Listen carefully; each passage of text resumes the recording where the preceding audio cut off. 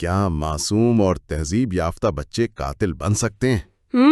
تصور کریں ایک خوبصورت اور بالکل سنسان جزیرہ جہاں کوئی بڑے موجود نہیں، کوئی اصول نہیں ہے اور مکمل آزادی ہے، لیکن چند ہی دنوں میں یہ خوابوں جیسی جنت ایک خونی جہنم میں بدل جاتی ہے۔ بالکل، اور تہذیب کا لبادہ اترتا ہے تو اندر کا درندہ باہر آ جاتا ہے۔ جب معاشرے کے قوانین ختم ہو جائے نا تو انسانی فطرت کیا رنگ دکھاتی ہے۔ آج کے اس تفصیلی جائزے میں ہم ایک ایسے شاہکار کو کھنگالیں گے جس نے دنیا کو ہلا کر رکھ دیا۔ ہم ایک ایسی کہانی میں اترنے والے ہیں جو یہ بتاتی ہے کہ برائی باہر سے نہیں آتی بلکہ وہ ہمارے اندر ہی پلتی ہے۔ صحیح، اور اس سے پہلے کہ ہم اس گہرائی میں اتریں، میں بتا دوں کہ the podcast of book reviews کے پلیٹ فارم سے آج اس خصوصی علمی نشست میں ہم ولیم گولڈنگ کے مشہور زمانہ اور classic novel lord of the flies کا ایک جامع اور غیر جانبدارانہ جائزہ پیش کریں گے۔ بالکل، مقصد یہ ہے کہ مختلف ذرائع مقالوں اور تجزیوں کی روشنی میں اس کتاب کی مکمل کہانی اور اس کے جو پوشیدہ پیغامات یا نفسیاتی پہلو ہیں نا، ان کو اس طرح سامنے لایا جائے کہ سننے والوں کے لیے یہ ایک یادگار تجربہ بن جائے۔ تو سب سے پہلے اگر بنیادی معلومات پر بات کریں، کتاب کا نام ہے لارڈ آف دا فلائز، مصنف ہے ولیم گولڈنگ، اور یہ ایک ڈسٹوپین اور علامتی فکشن ہے جو 1954 میں شائع ہوا۔ اچھا، ایک حیران کن بات جو میں نے پڑھی وہ یہ کہ یہ کتاب شروع میں مسترد ہوئی تھی، مطلب 21 پبلشرز نے اسے چھاپنے سے انکار کر دیا تھا۔ ہاں، 21 دفعہ، لیکن جب یہ چھپی تو پھر 20ویں صدی کے 100 بہترین ناولز میں شمار ہوئی، اور مطلب گولڈنگ کو 1983 میں ادب کا نوبل انعام بھی ملا اسی وجہ سے۔ اس کے علاوہ 1980 میں انہیں رائٹس آف پیسج کے لیے بکر پرائز ملا، اور 1988 میں برطانیہ نے انہیں نائٹ کا خطاب دیا۔ کیا بات ہے! لیکن دیکھیں، کہانی کی اصل وجہ سمجھنے کے لیے نا گولڈنگ کا اپنا پس منظر بڑا اہم ہے۔ وہ 1911 میں پیدا ہوئے اور وہ ایک استاد تھے جو شرارتی بچوں کو پڑھاتے تھے، لیکن ان کی زندگی کا سب سے بڑا موڑ دوسری جنگ عظیم تھی۔ جی بالکل، وہ 1940 میں رائل نیوی میں شامل ہو گئے تھے۔ انہوں نے HMS گلائٹیا اور والورین جیسے جنگی جہازوں پر خدمات انجام دیں، اور مطلب ڈی ڈے کی وہ خونی تباہی اپنی آنکھوں سے دیکھی۔ ایک منٹ، تو یہاں میرا ایک سوال ہے، کیا جنگ کے اس خوفناک تجربے نے ہی گولڈنگ کو یہ ماننے پر مجبور کیا کہ انسان برائی ویسے ہی پیدا کرتا ہے جیسے شہد کی مکھی شہد بناتی ہے؟ یعنی کیا یہ ناول جنگ کی تباہ کاریوں پر مصنف کا اپنا ایک صدمہ یا ٹراما ہے؟ یہ بہت زبردست نقطہ اٹھایا ہے آپ نے، میں بالکل تائید کروں گی اس کی۔ گولڈنگ نے جنگ میں دیکھا کہ پڑھے لکھے انتہائی مہذب لوگ بھی جب حالات بدلتے ہیں تو درندے بن سکتے ہیں۔ ان کا ماننا تھا کہ جنگ نے انسان کو وحشی نہیں بنایا، بلکہ صرف تہذیب کا وہ غلاف ہٹا دیا جو ہم نے اوڑھ رکھا ہے۔ یعنی وہ غلاف ہٹتے ہی اصلیت سامنے آ گئی۔ چلیں اب ذرا کہانی کے آغاز کی طرف چلتے ہیں۔ کہانی شروع ہوتی ہے دوسری جنگ عظیم کے پس منظر میں، جہاں برطانوی اسکولی بچوں کا ایک جہاز تباہ ہو کر ایک غیر آباد جزیرے پر گرتا ہے، اور کوئی بھی بالغ انسان زندہ نہیں بچتا، صرف بچے، اور پھر وہ بقا کے لیے جمہوری اصول اپناتے ہیں۔ رالف اور پیگی یہ دو اہم کردار ہیں۔ ان کو ایک سمندری خول یا کونچ شیل ملتا ہے۔ رالف اس خول کو بجا کر سب کو اکٹھا کرتا ہے، اور مطلب اسے لیڈر چن لیا جاتا ہے۔ صحیح، اور وہ خول دراصل جمہوریت اور تہذیب کی علامت بن جاتا ہے۔ جس کے ہاتھ میں خول ہوگا وہی بات کرے گا۔ لیکن بھائی، جہاں جمہوریت ہو وہاں مخالفت بھی تو ہوتی ہے نا؟ بالکل ہوتی ہے۔ جیک، جو اسکول کے گانے والے بچوں یعنی کوائر کا لیڈر ہے، اسے ہر حال میں طاقت چاہیے۔ وہ باغی ہو کر شکاریوں کا ایک گروہ بنا لیتا ہے، اور اسی دوران ان چھوٹے بچوں میں ایک خیالی عفریت جس کو وہ دی بیسٹ کہتے ہیں، اس کا خوف پھیلنے لگتا ہے۔ ہاں، وہ خوف ہی تو ساری خرابی کی جڑ بنتا ہے، اور سنسنی تو تب عروج پر پہنچتی ہے جب پتہ چلتا ہے کہ وہ عفریت دراصل وہ کوئی جانور نہیں تھا، بلکہ ایک مرا ہوا پیراشوٹسٹ تھا جو درختوں میں الجھا ہوا تھا۔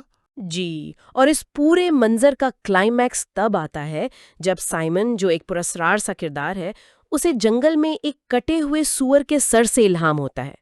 وہ سر لکڑی پہ گڑا ہوا ہے اور اس پر مکھیاں بھن بنا رہی ہیں۔ اسی کو لارڈ آف دا فلائز کہا گیا ہے۔ اور وہ سر سائمن کو بتاتا ہے کہ عفریت کوئی باہر کی چیز نہیں ہے بلکہ ان بچوں کے اپنے اندر موجود ہے۔ ہاں، اور جب سائمن یہ کڑوا سچ بتانے کے لیے رات کے اندھیرے میں واپس آتا ہے تو وہ بچے پہلے ہی خوف اور وحشت کی کیفیت میں ہوتے ہیں۔ وہ سائمن کو ہی عفریت سمجھ لیتے ہیں اور اسے بے دردی سے مار ڈالتے ہیں۔ اور حیرت کی بات یہ ہے کہ اس قتل میں ریلف اور پگی بھی نادانستہ طور پر شامل ہو جاتے ہیں۔ ارے واہ! مطلب جو خود کو سب سے عقل مند اور تہذیب یافتہ سمجھتے تھے، ہجوم کی نفسیات نے انہیں بھی جانور بنا دیا۔ اس قتل کے بعد تو جزیرے پر مکمل تباہی آ جاتی ہے۔ بالکل، تہذیب کی آخری حد بھی ٹوٹ جاتی ہے۔ جیک کا گروہ پگی کا چشمہ چرا لیتا ہے تاکہ آگ جلا سکے، اور پھر راجر ایک بھاری پتھر گرا کر پگی کو قتل کر دیتا ہے، اور اسی پتھر سے وہ سمندری خول بھی چکناچور ہو جاتا ہے۔ ہال کا ٹوٹنا یعنی جمہوریت اور قانون کا مکمل خاتمہ۔ اس کے بعد تو جیک کے شکاری ریلف کو جانوروں کی طرح مارنے کے لیے پورے جزیرے کو ہی آگ لگا دیتے ہیں۔ لیکن ایک منٹ رکیے، میرے ذہن میں ایک تجسس بھرا سوال آ رہا ہے۔ جی بتائیں۔ جب ریلف جان بچا کر ساحل پر گرتا ہے تو وہاں اچانک ایک نیول آفیسر آ جاتا ہے۔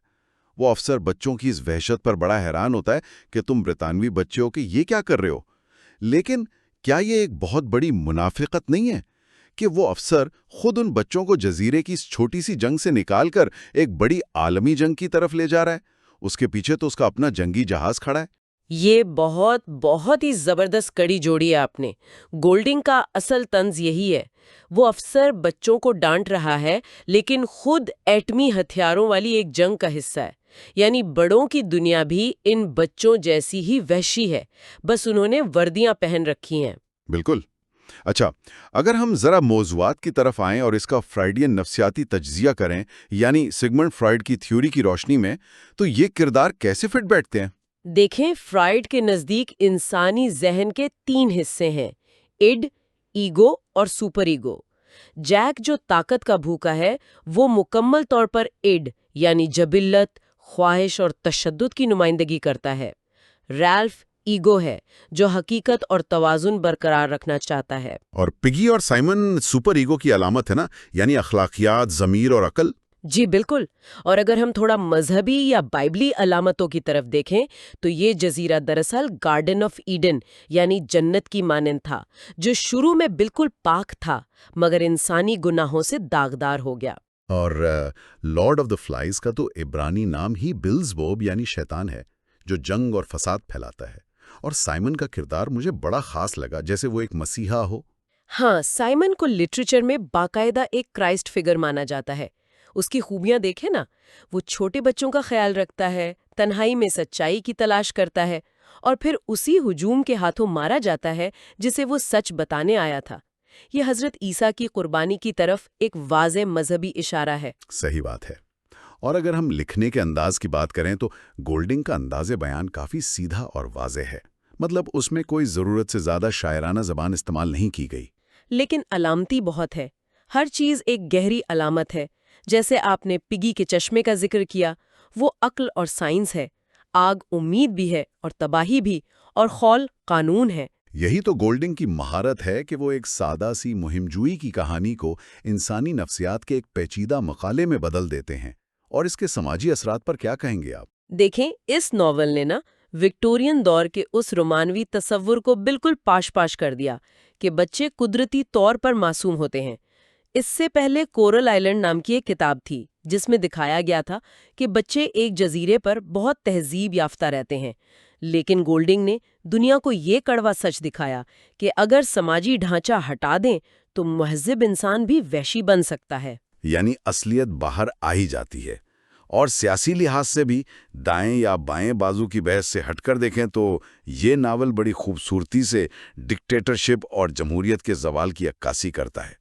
جیک نے بس خوف بیچا اور طاقت حاصل کر لی۔ بالکل، خوف بیچ کر طاقت لینا، یہ تو تاریخ کا سبق ہے۔ تو مجموعی طور پر ہم یہ کہہ سکتے ہیں کہ لارڈ آف دا فلائز محض بچوں کی کہانی نہیں ہے، بلکہ پوری انسانیت کا ایک تاریک مگر انتہائی ضروری آئینہ ہے۔ یہ بتاتا ہے کہ تہذیب کا خول کتنا نازک ہے۔ اور انسان کے اندر کی تاریکی کبھی ختم نہیں ہوتی، بس چھپی رہتی ہے۔ صحیح۔ اب اختتام کی طرف بڑھتے ہوئے میں سب سننے والوں کے لیے ایک گہرا اور چپتا ہوا سوال چھوڑنا چاہتا ہوں۔ ناول میں تو ہم نے دیکھا کہ بچوں نے قوانین کی عدم موجودگی میں وحشت کا راستہ اپنایا، لیکن ذرا سوچیں، اگر اس جزیرے پر بچوں کی بجائے ہم جیسے پڑھے لکھے بالغ اور باشعور انسان پھنس جاتے تو کیا نتیجہ کچھ مختلف ہوتا؟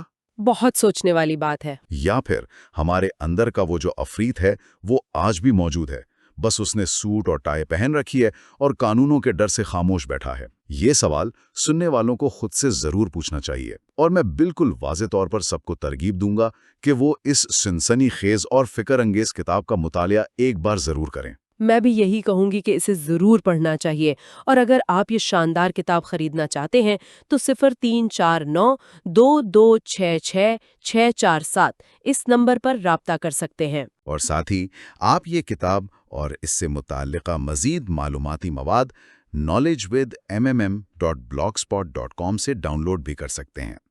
یہ خلاصہ اور جائزہ Muhammad Muntazir Mahdi, founder of the podcast of book reviews کی تحقیق اور پیشکش ہے، جو سوشل میڈیا پلیٹ فارمز خصوصاً یوٹیوب پر درجنوں کتابوں کے دلچسپ، معلوماتی اور علمی مواد شیئر کرتے ہیں، جبکہ واٹس ایپ اور فیس بک پر نالج ود MMM کے نام سے گروپ سیریز چلا رہے ہیں۔